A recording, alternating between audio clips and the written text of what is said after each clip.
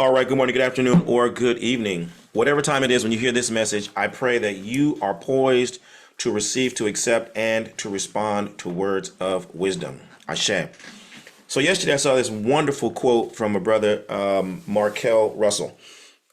And he says, for your information, there are no new fundamentals.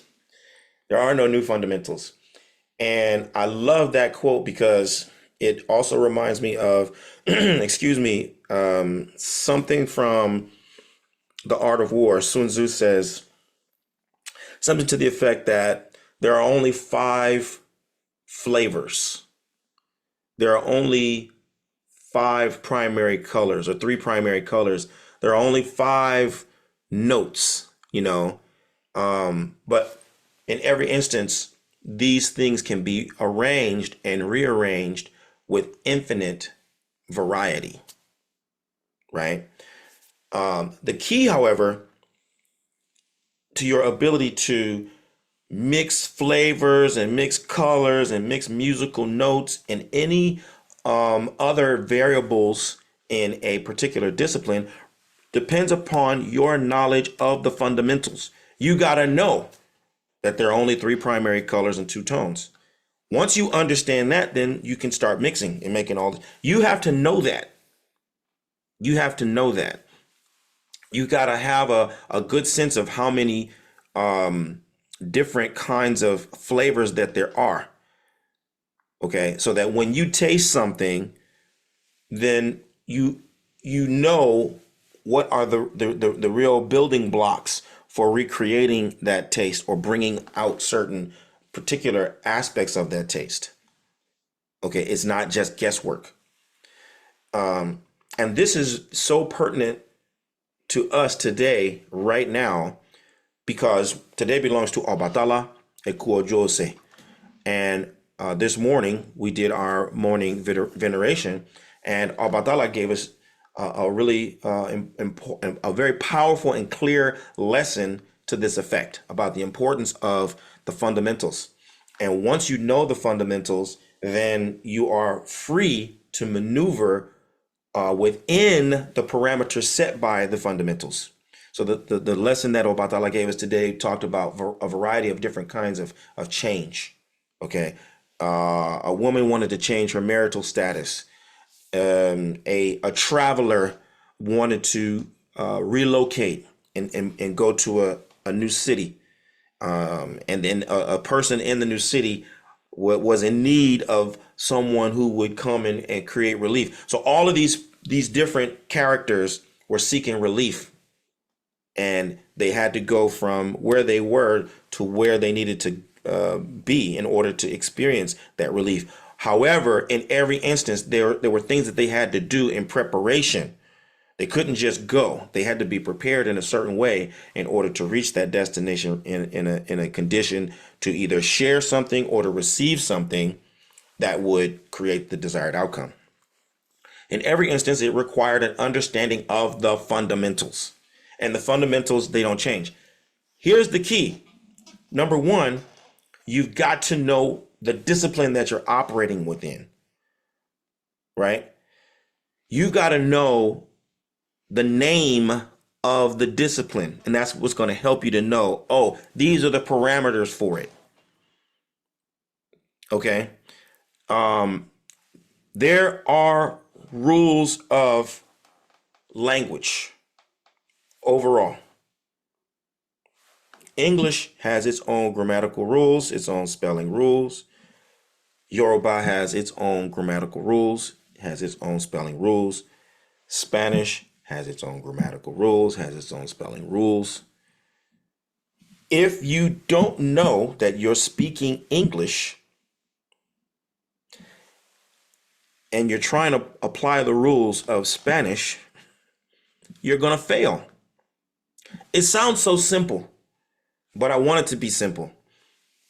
Once I was at a family gathering, and there was a little girl who had just come from Mexico.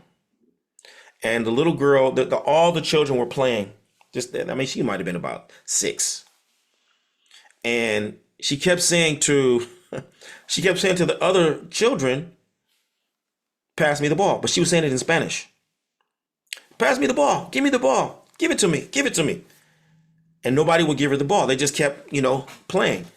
So she does it around. Her father was there, and she looks for her father. And she says, Daddy, how come they won't give me the ball? And her father just says, it's because they don't understand you, daughter. You're speaking Spanish, and they only speak English. And so she just, right? But it was a wonderful moment. Very honest, very innocent, right? She couldn't, this is her first time experiencing people who don't speak her language. Why aren't they responding? So now she's got to come into she's clashed with the reality of there's a whole nother set of rules here. And it doesn't matter how badly you want the ball. It doesn't matter how urgently this is to you. You have to know the rules of engagement in this place, and you've got to adhere to them. It's the only way for you to communicate. Okay? The same is true within your practice of Orisha lifestyle. You may feel it deeply within your soul. You may know beyond the shadow of a doubt that you have a soul and that you're connected to the ancestors and that you can see and feel the spirits all around you. Yes, that might be the case. But if you want to do this, you need to know what the fundamentals are. You have to know what the fundamentals are. Otherwise, you're not going to be able to engage. You just won't. It's not going to happen. You may think it's not fair. You may think that people are being discriminatory. You may feel this. You may feel that. Irrelevant. Irrelevant. If you're going to play in this space, you got to know the rules. Who's going to teach you the rules? Someone who knows the rules. Someone who knows the rules. Now, this is going to be your real problem, though. And I want you to get this lesson. On the most basic level, you're just playing in the sense that it's for your own pleasure that you want to engage in Orisha lifestyle. At a certain point, right, in the beginning, in the beginning to intermediary stages, you're just doing this for your own pleasure, right? But you got to think about how far you may go with it, right? How far might you go with this? Do you want to build upon the foundation that you're laying in your spiritual practice? Is it possible that you are going to want to be a service provider for other people? You're going to want to serve your community as a priestess, as a priest. Is that even a possibility? It's not just going to be you getting, doing your little thing in your room and you showing it online, and you know what I mean? Is it possible that your people are going to come to you when they're fainting, when they're dying, and you want to tend to them? Is it possible that people are going to come to you when they've gone to the doctor, they've taken this pill, they've changed their diet, they've had this operation, they can't have a child, and they're coming to you in their last ditch effort to have a baby? Is it possible that you're going to want to receive that person?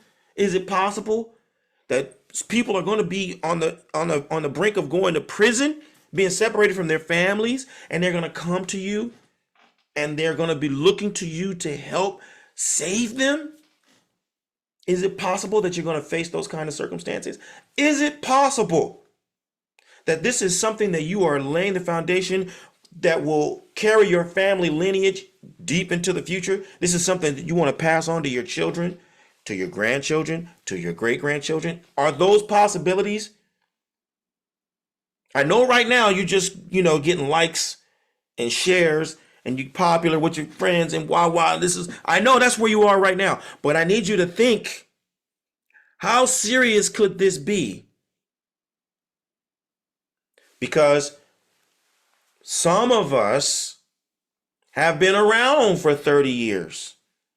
Some of us have been practicing this for 20 years.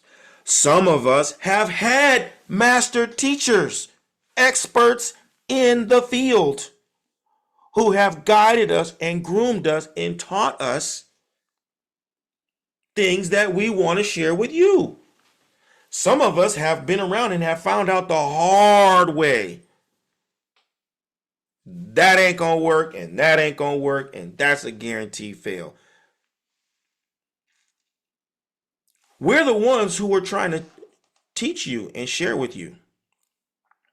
Now, I know that you got 10 people on your left telling you can do it however you want.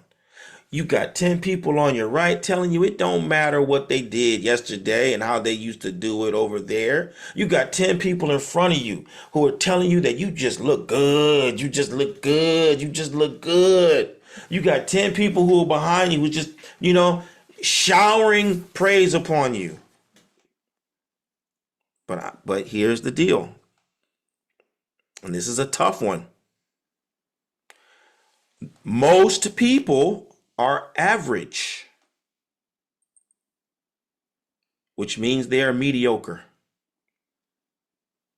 That's what average means. That's the law of average. Most people, 75% of the people are average, which means they are mediocre, which means everything that they're telling you is just preparing you for more mediocrity. It's few people who are above average, and even fewer people who are excellent,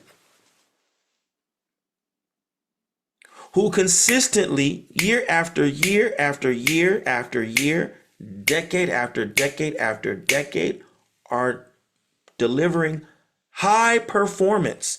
Those people are few. That's the law of, this is the numbers.